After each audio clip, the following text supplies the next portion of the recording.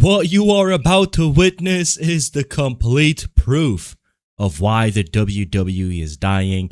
These people are going overseas because they believe it is an instant, easy sellout because obviously the fans in Europe, they can't go out there and watch Raw and SmackDown weekly. So guess what? When we come to your city, when we come to your country, you better come in and show out. But even the people in England, they cannot do it, right, my brothers and sisters? So this was shortly before SmackDown went on air, and this right here, boom, this is the biggest indicator of the WWE dying. Look at the amount of tarped off seats on a Tuesday night SmackDown, right?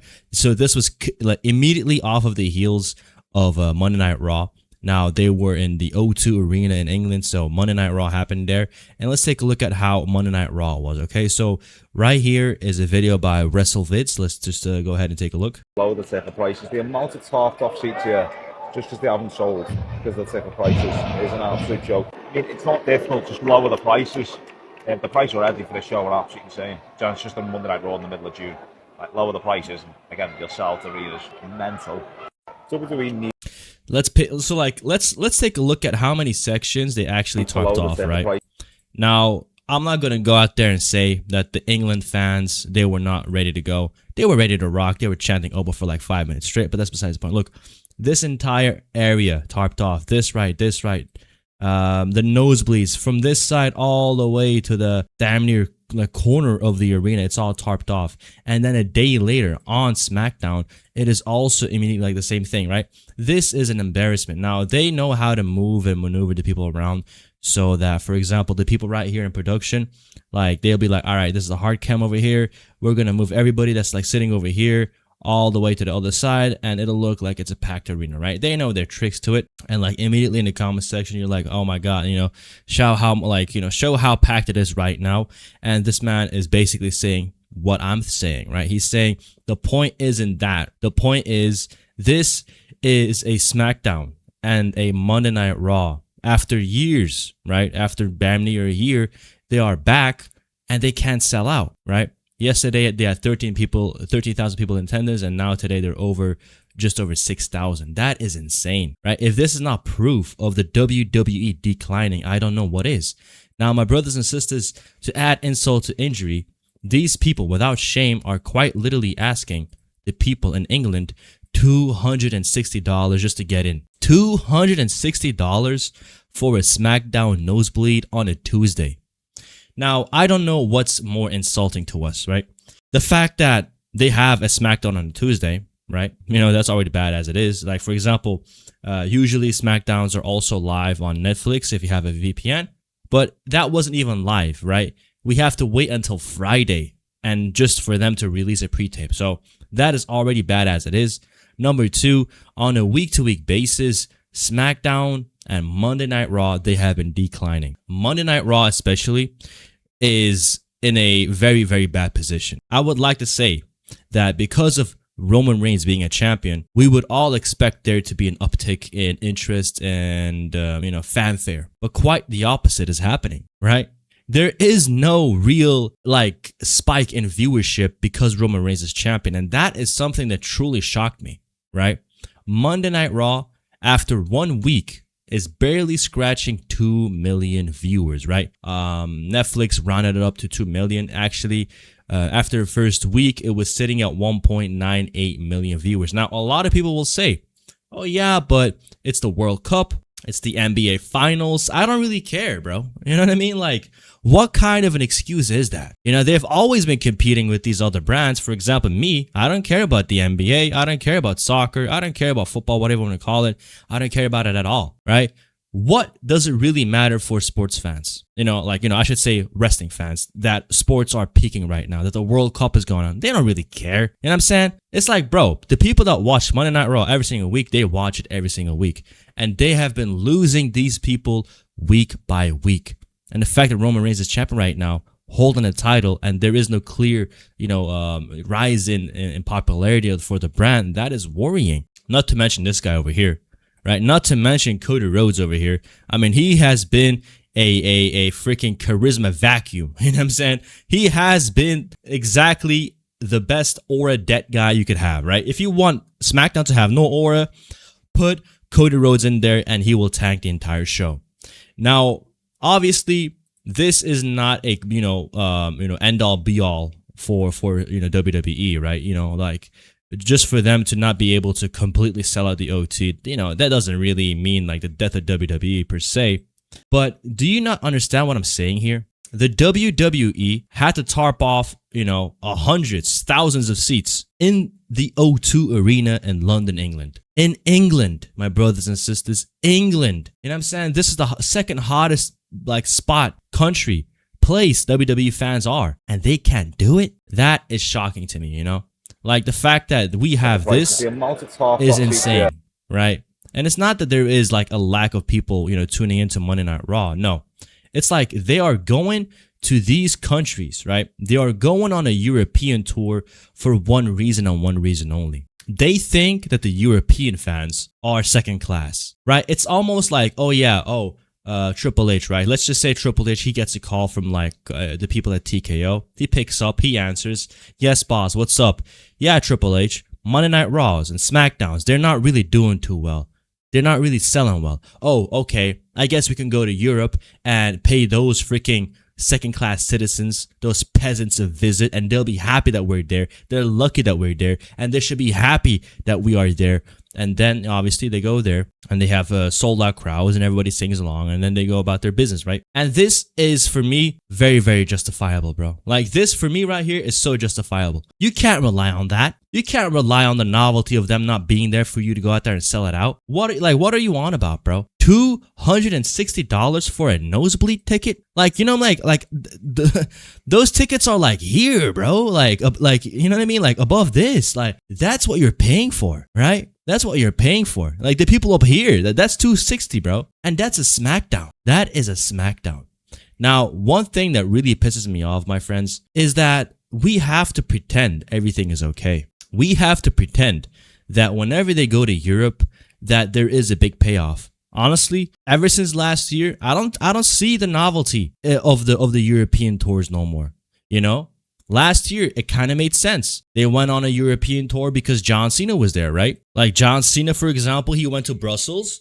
That was meaningful, right? That was a very meaningful segment that he would have. This was the very first segment that he had as a heel after turning heel. So after you turn heel, this was the very first segment he ever appeared on WWE programming. And we had waited for this for 3 weeks.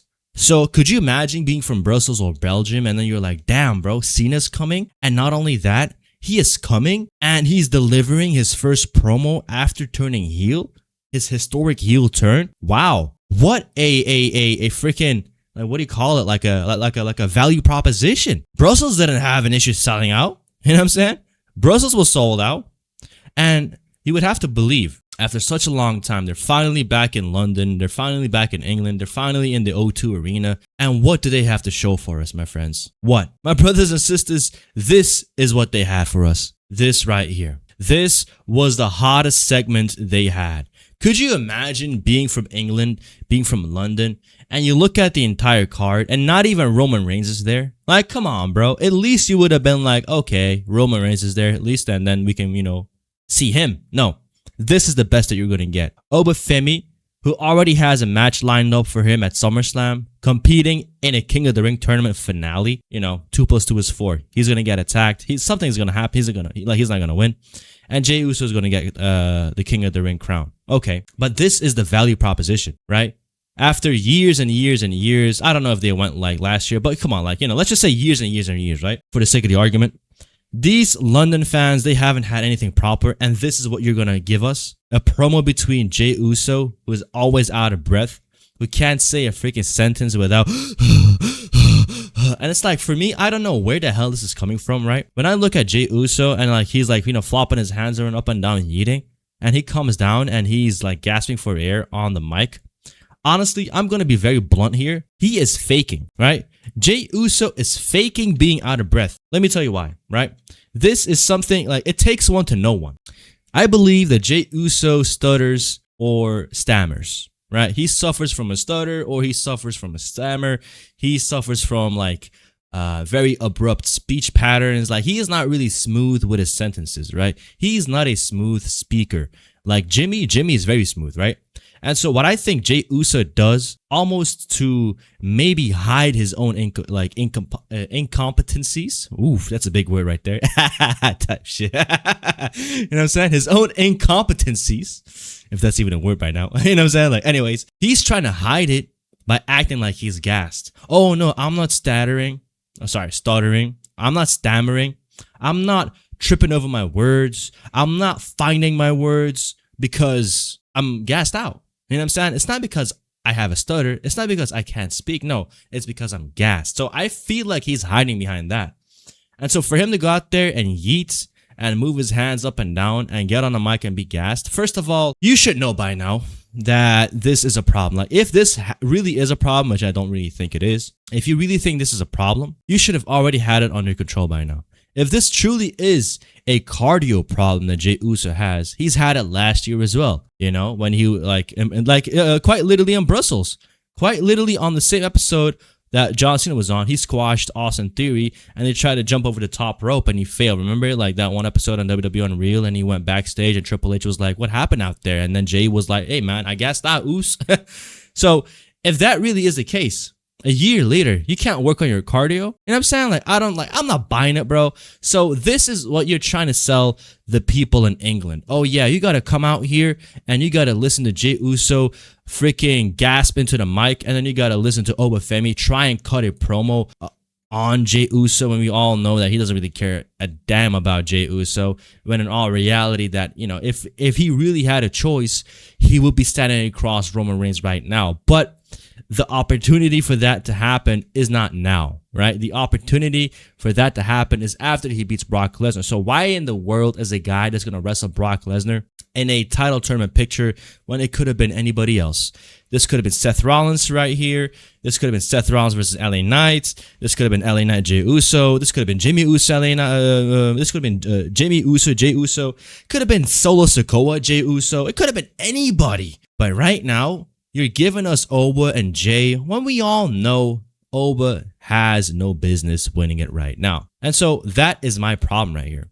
When you're going across the freaking Atlantic Ocean and you're out here tarping off arenas in a foreign country, when, you know what I'm saying, these are the same people that are like, you know, begging for WrestleManias to come. And like, you know, if you notice, a bunch of these seats are quite literally empty, right? Like, I'm not really sure if you can see it, but a lot of these seats are empty. Not to mention this right now. Obviously, they're not on air yet, but right here, they might have been away from air, like maybe like 20 minutes, 30 minutes. But yeah, you know, like if you're sitting right here and you take a picture to the hard cam side, yeah, it'll look full. You know, that's what 6,000 people looks like. You know what I'm saying? Like, you know what I mean? Let's be freaking real, my brothers and sisters. But yeah, that is what it really is, my brothers and sisters. The WWE, when you look at the numbers as well, it's completely fallen off, right? There are plenty of these graphs. For example, this graph right here, you know, look at the downward trajectory, bro. You know what I'm saying? This is like, you know, every 2 years right now. The graph is like, it's insane, bro. Look, blue is SmackDown, right? This is 1 million viewers, by the way, or like TV ratings, whatever. And they're like, it's almost alarming, right? It's almost alarming at how little they care about revitalizing the product. When they went to Monday Night Raw with Netflix, I thought to myself, wow, you know, maybe we're going to get cursing. We're going to get longer episodes. We're going to get this. We're going to get that. It's been quite the opposite. So honestly, I'm not surprised when, you know, Raw pulls in less than 2 million. I'm not surprised when they go to England and Raw is, you know, quite literally like the premier brand, and they have a bunch of tickets not sold, like, you know what I mean, the tarped off and nosebleeds, you know, open, or SmackDown is about to begin and like every, like, you know what I mean, they're tarping off the entire freaking hard cam side. This is embarrassing, bro. We're not watching anything worthwhile. Like I said in my other video recently, I said the WWE, they do not want us to be viewers every single week. What they really want is for them to scam sponsorships week to week, right? They want to scam Netflix. They want to scam, you know, all these ads on the screen or on the mat, and they want to get their ad revenue.